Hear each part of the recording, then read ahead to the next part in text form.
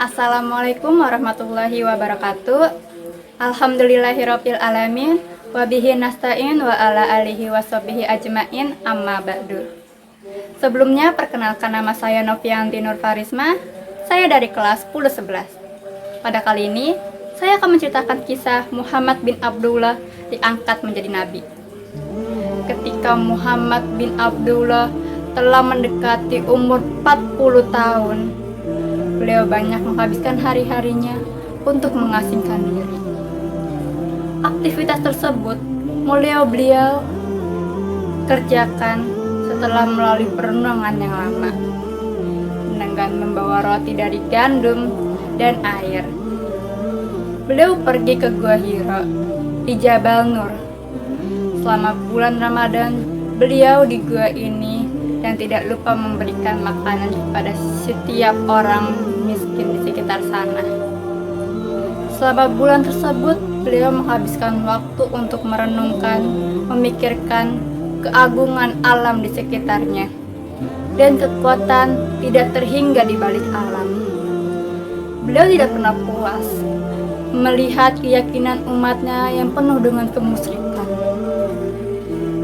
Pilihan Nabi Muhammad SAW untuk mengasingkan diri tersebut dari ketentuan Allah Subhanahu wa Ta'ala kepadanya, sebagai langkah untuk menerima tugas besar yang sedang menantinya.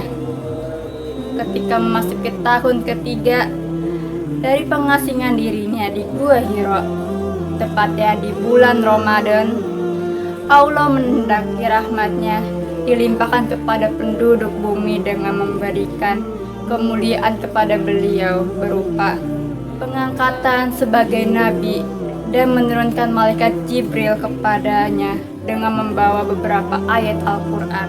Pada saat itu, wahyu yang mulai pertama dialami oleh Rasulullah SAW berupa Aruya Asodika. Dalam tidur, mimpi itu hanya berbentuk fajar subuh. Kemudian beliau lebih menyenangi penyendirian dan melakukan di Gua Hira, beribadah di dalam beberapa malam sebelum dia kembali ke rumahnya. Saat itu Rasulullah SAW berada di Gua Hira. Malaikat Jibril pun datang menghampiri beliau sambil berkata, "Iqra, bacalah." Lalu Rasulullah menjawab, "Aku tidak bisa membaca." Kemudian malaikat Jibril pun mengulanginya sampai ketiga kali. Untuk ketiga kalinya, malaikat Jibril berkata, "Iqra bismi rabbikal ladzi khalaq, khalaqal insana min 'alaq. Iqra wa rabbukal akram, allazi 'allama bil qalam, 'allamal insana malam ya'lam." Bacalah dengan menyebut nama Tuhanmu yang menciptakan. Dia telah menciptakan manusia dari segumpal darah.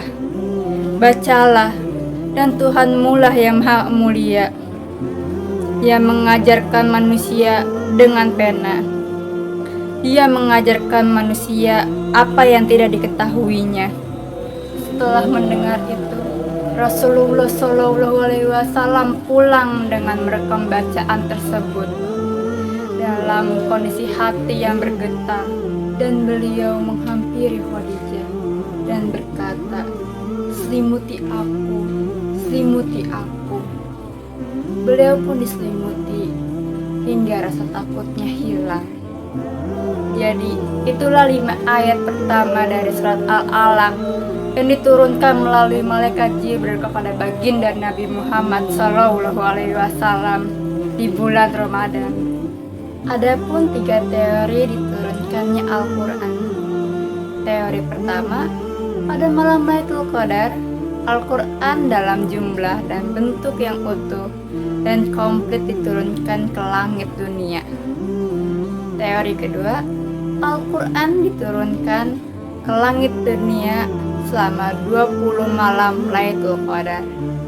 Teori ketiga, Al-Quran turun pertama kalinya di malam Lailatul Qadar. Selanjutnya, Al-Quran diturunkan ke bumi secara bertahap dalam waktu berbeda-beda. Sekian cerita kisah dari saya. Kurang lebihnya mohon maaf. Wassalamualaikum warahmatullahi wabarakatuh.